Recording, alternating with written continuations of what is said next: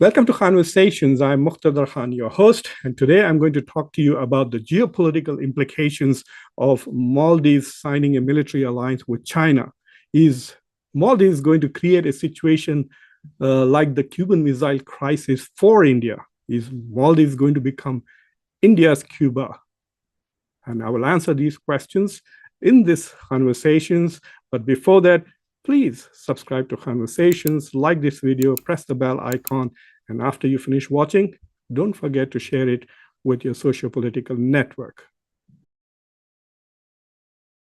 The tensions between India and Maldives are rising, and I'm going to try and unpack for you what its implications are.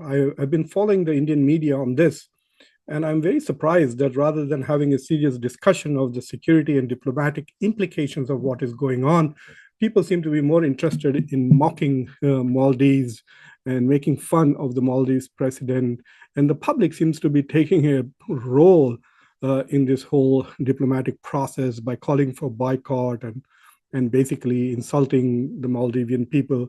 And of course, the Maldivian members of the parliament and some junior ministers also did start this ruckus by insulting India's prime minister. But I think that this is becoming a bit more serious, deserves a lot more serious attention.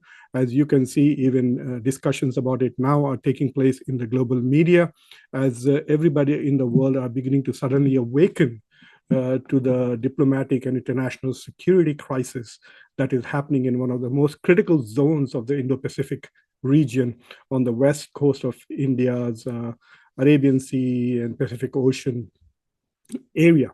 So, as you all know, the new prime minister of the new president of Maldives, Moizu, has basically campaigned on India out campaign and has asked India to leave. And unlike his predecessors, who would always, on winning elections, come and pay their respects in New Delhi, he chose for the first time to go to Beijing. So basically, what has happened is that Maldives' domestic politics essentially was being conducted through international geopolitics. So the campaign that Moise ran was pro-China, anti-India, and he won. And so in trying to fulfill his promises, he has gone to China, asked for China's help.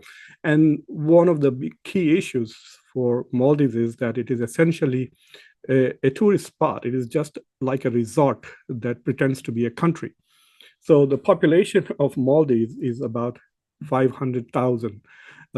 India's military is bigger than the whole country of Maldives. But it is a reasonably rich country. Its per capita income in nominal terms is above $10,000, and its per capita income, when adjusted for purchasing power parity, is over $30,000. So you could say it is a pretty reasonably well-off, financially speaking, country. And most of its revenue comes from tourism and fishing. It has a large swath of territory, ocean territory, which it claims is its own exclusive economic zone.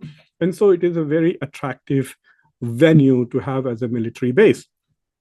So until now, India had very good relations. India has helped out Maldives on many occasions. In the 1980s, when they had a coup, India helped them out. When the tsunami hit them, India helped them out.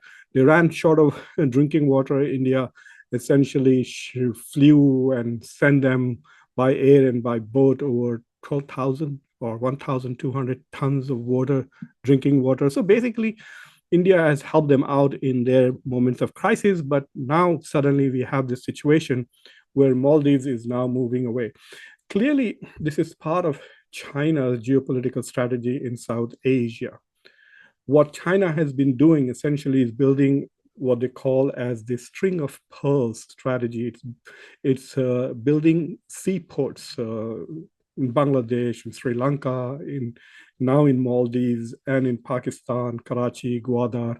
So it has this string of ports, which is what they say, a string of pearls, which are commercial as well as military bases for Chinese Navy and Chinese trade. So China's trade goes through this route. China gets most of its energy from the Middle East on this route, and China wants to do two things. One, it wants to secure its own trading lines because a lot of its goods are exported through the Indian Ocean as well as the Pacific, but also the Indian Ocean.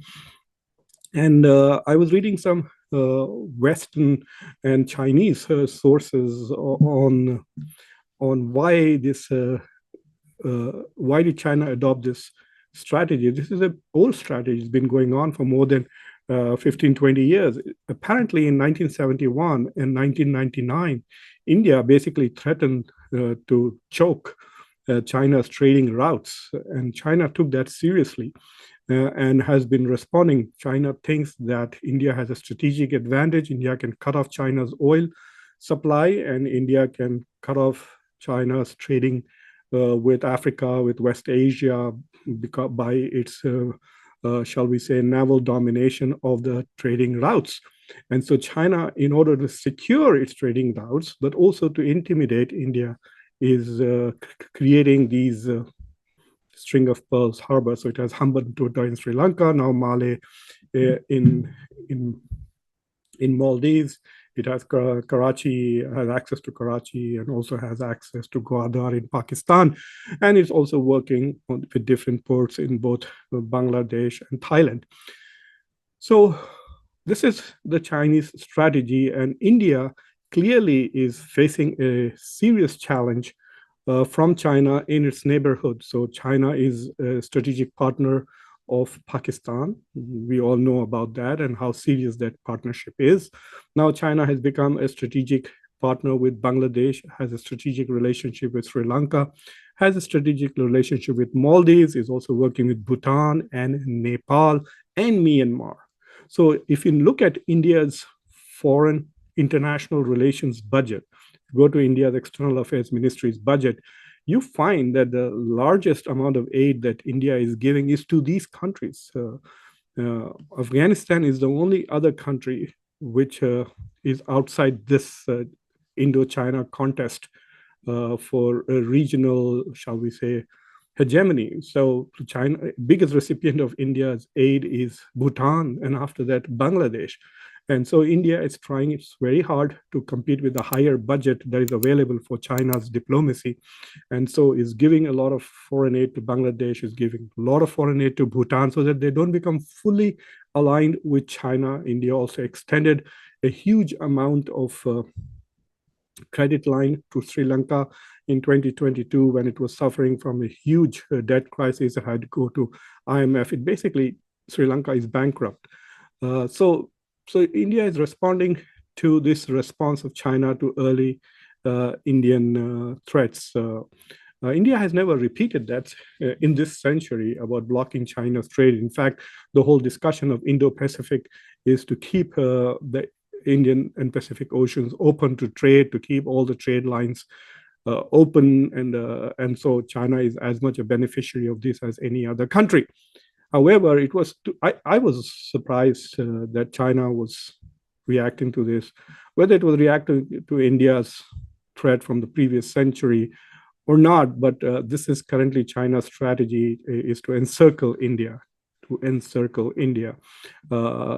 the naval area. And as most of you know, that China's Navy is now the biggest Navy in the world. It may not be as powerful as the US because it doesn't have as many aircraft carriers and the capacity. The US can take over 2,000 fighter planes in addition to its Navy because of its 11 to 14 aircraft carriers. But in terms of sheer ships and fighting power, China has more ships than India in its Navy. But there are other geopolitical implications in this. And I'm quite surprised that Maldives has chosen the either or strategy, India or China strategy. What Maldives could do is to have both India and China, most smaller countries in Asia have adopted this strategy called hedging strategy. So they do trade with China and have economic relations with China, and they have security partnerships with the United States. So they basically hedge it. So it's like saying that I'm going to bet on both, and regardless of who wins, I'm a winner. And Maldives could have done that. It could have played India and China and benefited from both of them. India has a lot to offer. Most of now, at least in 2024, the largest amount of tourists coming to Maldives are from China, partly because of India's civil society's boycott of Maldives. But in the previous years, it was Indians who were the largest tourists to Maldives, providing it with its largest chunk of its revenue. Most of its food supply comes from there. India is the place where most citizens of Maldives go for their health care.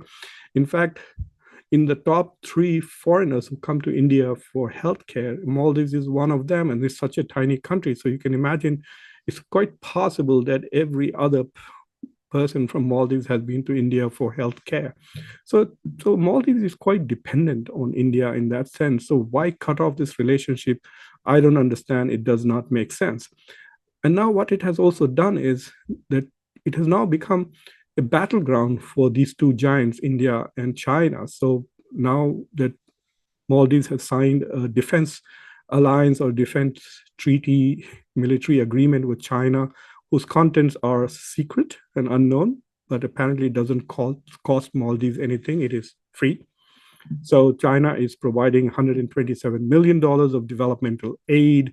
They have already built a bridge. India is also building a bridge in Maldives, and that has not yet been canceled.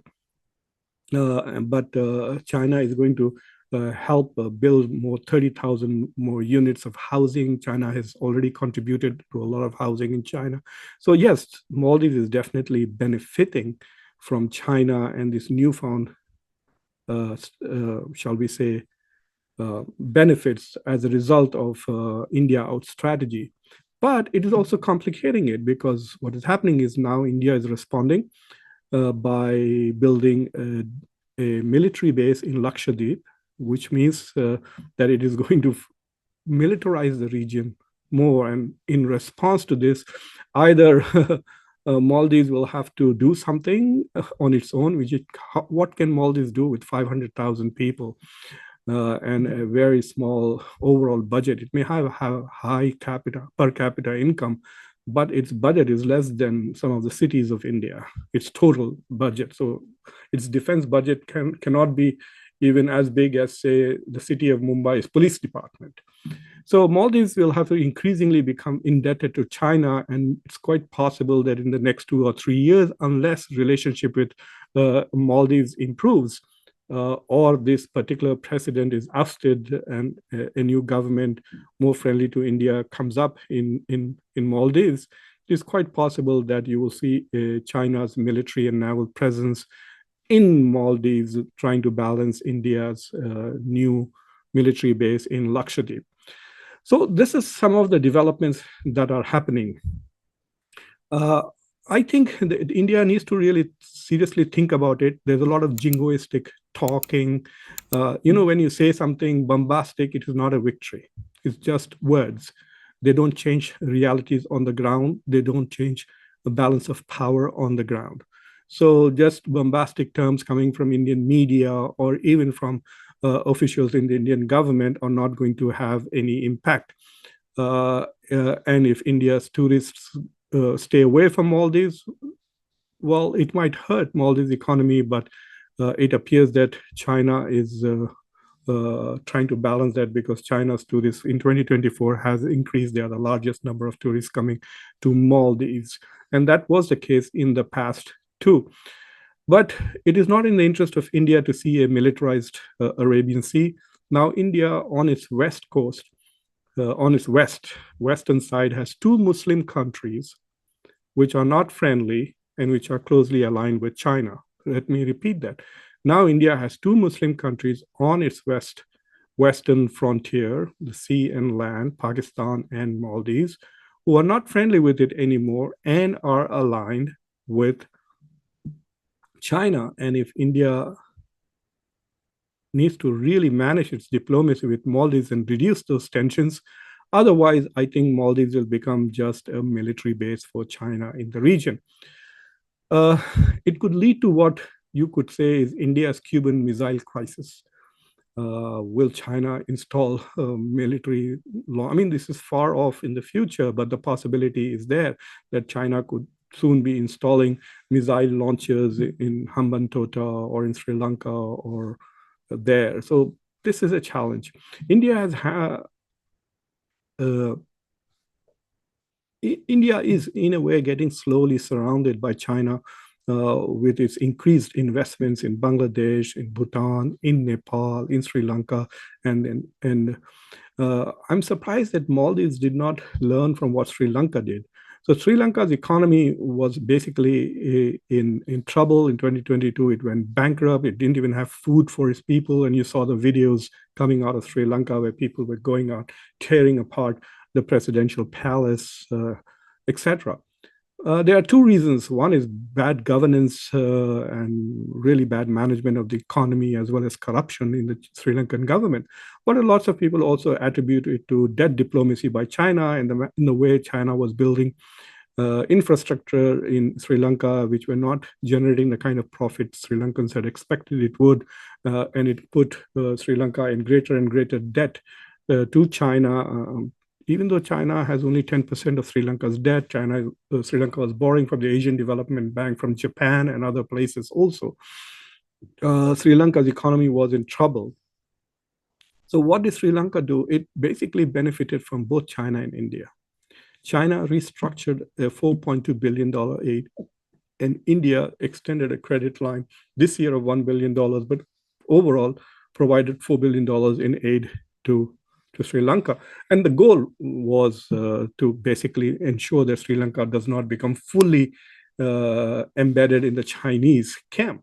And you could see that Sri Lanka now has forbidden any foreign countries' research ships or intelligence gathering ships from coming. India was getting very nervous because Chinese spy ships were docking in Hambantota in Sri Lanka. And because India did spend money to help Sri Lanka has now stopped Chinese ships, at least for 1 year, from docking. So Sri Lanka is playing it very smart, which means that it will continue to kind of soft blackmail India and say, keep giving us money, keep giving us aid, or we will fully incline towards China. This is what hedging is really. Small countries can play the big players that way. The way India is playing Russia and the United States, India is getting benefits from the US and also getting benefits from Russia. And neither of the two is in a position to say no to India right now because both need India. So Sri Lanka is doing the same with India and China. Maldives could have done the same with India and China and benefited. It could have got tourists from China. It could have got tourists from India. It could get one bridge is built by China, one bridge is built by India. It could have benefited both ways. So I think from a very, shall we say, a long-term good governance perspective, I think Maldives foreign policy is not in the interest of Maldives foreign policy. Another thing that the Maldives needs to remember is that when Sri Lankan economy was tanking, China did not immediately come to Sri Lanka's rescue. It was Japan and India who tried to help Sri Lanka. Primarily, India helped it out. So Maldives has to keep in mind that China, even though it has stood by Pakistan through its bad times, constantly extending loans or rolling over loans in the past few years, but China can potentially abandon Mali if it does not suit its strategic interests. So I think we are seeing the development of a much more complicated geopolitical hotspot in the Indian Ocean. This is another geopolitical and strategic and security headache for India, undoubtedly. Until a year ago, Mali was a place where you went for vacations, for honeymoons, to shoot films. And now you are wondering what is going on there and what is China doing there. So I think we are entering into a very serious geopolitical development, and I hope that the issue is resolved and it does not continue to escalate as it is at the moment. There's lots of tit for tat going on. Maldives has basically seized an Indian fishing boat, and apparently Indian Navy people, Coast Guard people have boarded 3 of Maldives ships, boats in Maldives waters, etc. So there are a lot of these little episodes, which are now getting magnified because there is a magnifying glass on Indo-Maldives relations. So I hope that this does not become another problem for India in its immediate neighborhood. India sees Malé and Sri Lanka as part of strategic depth. And so right now what China is doing is penetrating into India's strategic depth and India's, shall we say, zone of influence. And so this is an aggressive move by China. And while India needs to respond to show to China that it will not be bullied by China, India also has to make sure that in the process it does not completely lose Maldives. So I hope that we'll continue to talk about Maldives. I hope I've provided you a more in-depth perspective on the strategic consequences of what is going on in the Indian Ocean. And so please subscribe to Khanversations, like this video, press the bell icon, and don't forget to share this video with everybody that you can. And until next time, I'm your host, Muqtedar Khan.